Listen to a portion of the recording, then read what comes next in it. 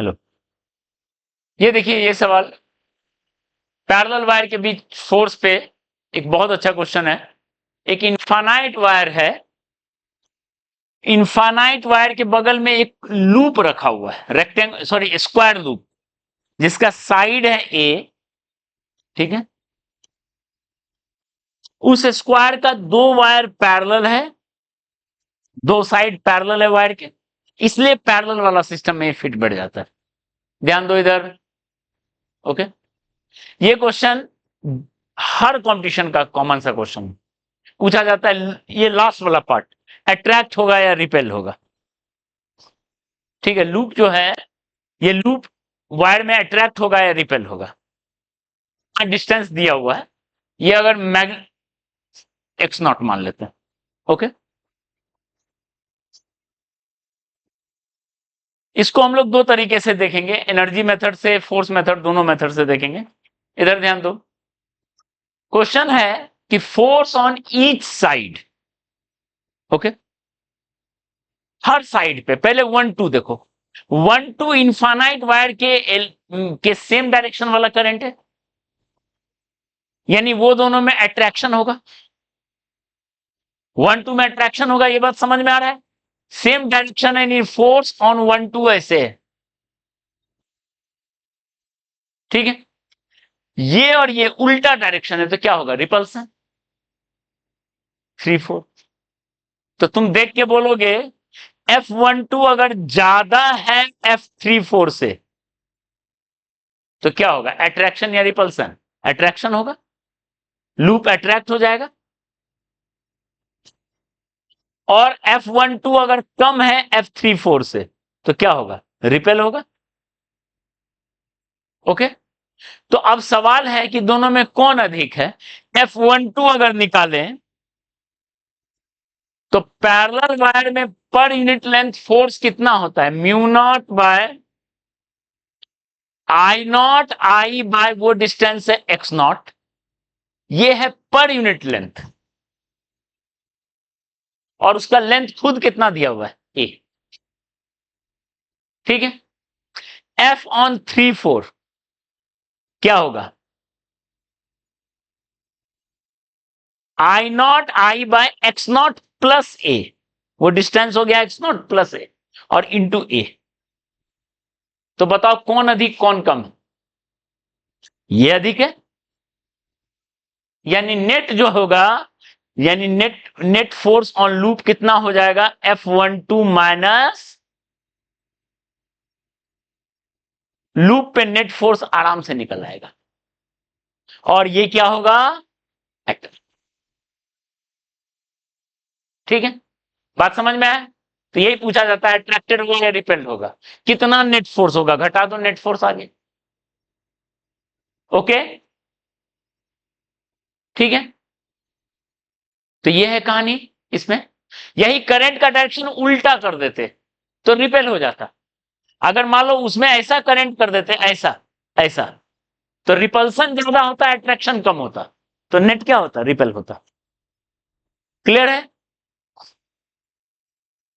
एक मिनट। तो अब हम अट्रैक्शन रिपल्सन डायरेक्ट हो गया, लेकिन 2 3 और 4 1 वाले पार्ट को हम लोग कर देंगे सॉल्व। 2 3 और 4 1 में वो फार्मूला सेट नहीं करेगा, क्यों, क्योंकि पैरेलल नहीं है।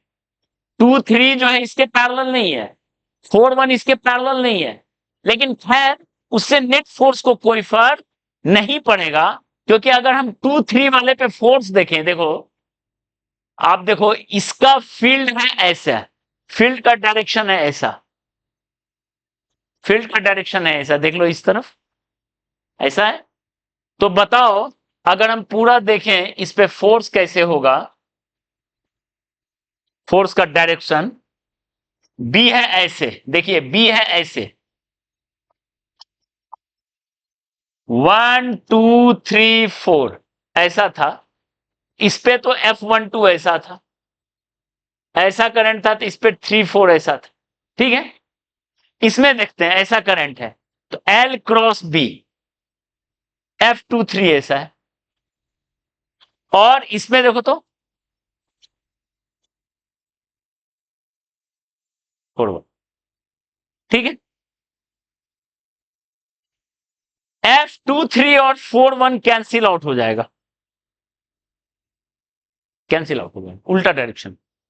इसलिए नेट फोर्स फोर्स पे कोई फर्क उसका नहीं पड़ रहा है, नेट फोर्स यही होगा। क्लियर है? हाँ, निकलेगा कैसे वो भी निकल लेंगे, वो पैरेलल वाला फॉर्मूला काम नहीं करेगा, आपको बेसिक से बनाना पड़ेगा। ठीक है, यहां पैरेलल वाला फॉर्मूला काम नहीं करेगा, यूजिंग बेसिक।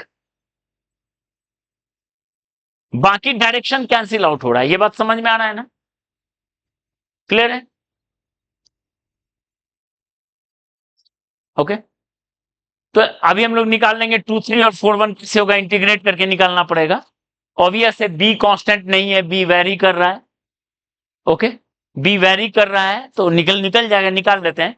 पहले हम ये अट्रैक्शन और रिपल्सन को एनर्जी वाला मेथड से सोचते हैं कैसे होगा, ये तो फोर्स वाला मेथड हुआ। एनर्जी मेथड देखो तो, एनर्जी मेथड क्या बताता है, कोई भी सिस्टम जो मूव करता है, नेचुरल मूवमेंट होता है, वो लो रीजन ऑफ पोटेंशियल एनर्जी की तरफ होता है। पहले कुछ हाई पोटेंशियल रहा होगा, कोई भी नेचुरल मूवमेंट किधर होता है, towards low potential energy. Block को छोड़ते हैं तो नीचे जाता है, पॉजिटिव चार्ज को, दो पॉजिटिव चार्ज को रिलीज करते हैं तो रिपेल होता है, क्योंकि पोटेंशियल एनर्जी घट रहा है। पॉजिटिव नेगेटिव को छोड़ते हैं तो अट्रैक्ट होता है, क्योंकि पोटेंशियल एनर्जी घट रहा है। तो नेचुरल मूवमेंट जो है, ऐसा हम लोग कई करते ही आ रहे हैं, तो यहां भी लगेगा नेचुरल मूवमेंट हमेशा टुवर्ड्स डिक्रीजिंग पोटेंशियल एनर्जी होता है। ठीक है, तो नेचुरल प्रोसेस जो है, natural process is always towards decreasing potential energy, natural process. तो अब बताओ यहां ये कैसे काम कर रहा है, ध्यान दो। अगर हम इस वायर के रीजन में देखें, इधर देखो, लूप था यहां, लूप था यहां पे कुछ पोटेंशियल एनर्जी था, U initial minus M dot B लिखते हैं क्या, potential energy B initial. Okay, M और बी देखो तो एम भी अंदर की तरफ चला गया, मैग्नेटिक मोमेंट बता चुका अंदर की तरफ, और बी भी अंदर की तरफ, तो माइनस एम बी हो गया, कॉस 0 डिग्री, कॉस 0 डिग्री। ठीक है, अब मान लो ये अट्रैक्ट होगा, अट्रैक्ट क्यों होगा, क्योंकि इसको देखो, अब ये माइनस लगा हुआ, तो जैसे इधर मूव करेगा बी बढ़ रहा है, बी बढ़ेगा, बी बढ़ेगा, वायर के नजदीक चल रहा है, बी बढ़ेगा, यानी बी फाइनल ज्यादा होगा बी इनिशियल से, तो यू फाइनल कम होगा यू इनिशियल से, क्योंकि आगे में क्या लगा है, माइनस लगा है आगे में, इसलिए वो इधर मूव करेगा ताकि उसका पोटेंशियल एनर्जी घटे। तो आप इस तरीके से भी जज कर सकते हो कि उसको उधर क्यों मूव करेगा, कि पोटेंशियल एनर्जी उसका घटना चाहिए। ठीक है, उल्टा करंट लेके आप चेक कर लेना, रिपेल होगा, वहां भी पोटेंशियल एनर्जी घटना चाहिए। क्लियर है? तो ये पॉइंट तक क्लियर है होपफुली, अट्रैक्टेड, हाँ यस, बी। अब यहां पे वो हम एक एवरेज वैल्यू लिख रहे हैं, एक एवरेज वैल्यू लिख रहे हैं, एक जज करने के लिए। ठीक, ओके। हाँ, इसका अगर पोटेंशियल एनर्जी निकालना है एक्चुअल, तो भी आपको इंटीग्रेशन ही करना पड़ेगा, जो कि अभी हम बताने जा रहे हैं। अगर हम पोटेंशियल एनर्जी एक्चुअल निकालने, यू का वैल्यू क्या होगा, क्योंकि एम का वैल्यू तो है करंट इंटू एरिया, लेकिन बी का क्या वैल्यू लिखेंगे, क्योंकि पूरे एरिया में तो बी अलग अलग है, कोई एक फिक्स वैल्यू नहीं है। तो पोटेंशियल एनर्जी भी निकालने के लिए, पोटेंशियल एनर्जी निकालना है या फोर्स ऑन 2 3 निकालना है, तो ये सब के लिए जो काम आएगा वो क्या आएगा, इंटीग्रेशन, जो कि हम उधर बताते हैं। आपको इंटीग्रेट ही करना पड़ेगा,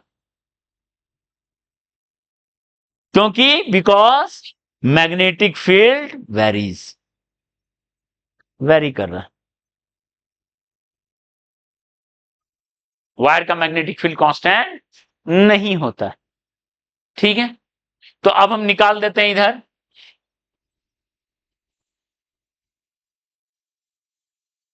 इधर निकालते हैं कि कितना फोर्स है उसको बता देते हैं, ये पार्ट खत्म हो जाएगा।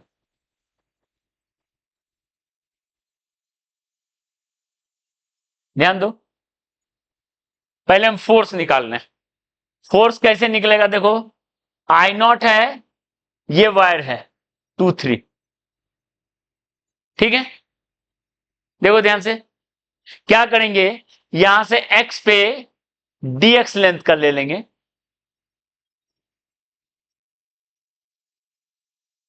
तो उस पे फोर्स होगा आई dl, dl हो गया dx, और वहां का b उस x पर का आई dl और b का वैल्यू होगा x डिस्टेंस पे mu naught I naught by 2 pi x,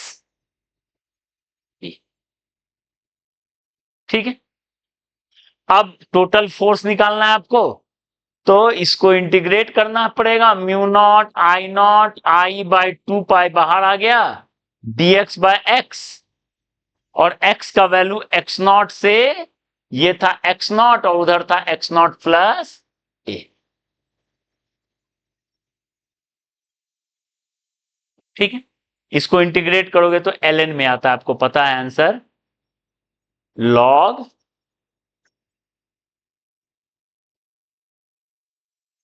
इतना ही।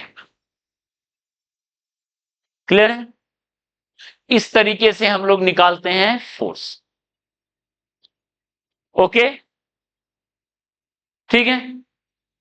क्योंकि बी वेरी कर रहा है, आई एल भी काम नहीं करेगा, पैरेलल वायर में आई एल भी काम कर जाता था क्योंकि बी कांस्टेंट है, पैरेलल नहीं है तो फिर वेरी करेगा। सेम लॉजिक लगा रहे हैं पोटेंशियल एनर्जी के लिए, ध्यान दो, आई नॉट है,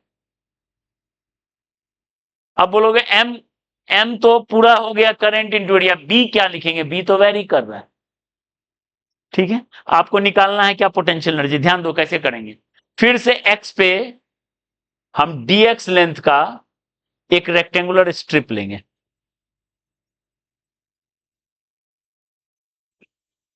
ठीक है, dx लेंथ का रेक्टेंगुलर स्ट्रिप लेंगे, इसका एरिया क्या लिखेंगे, करंट, इसका एरिया लिखेंगे ए dx, ये समझ में आ रहा है क्या, एरिया हुआ ए dx,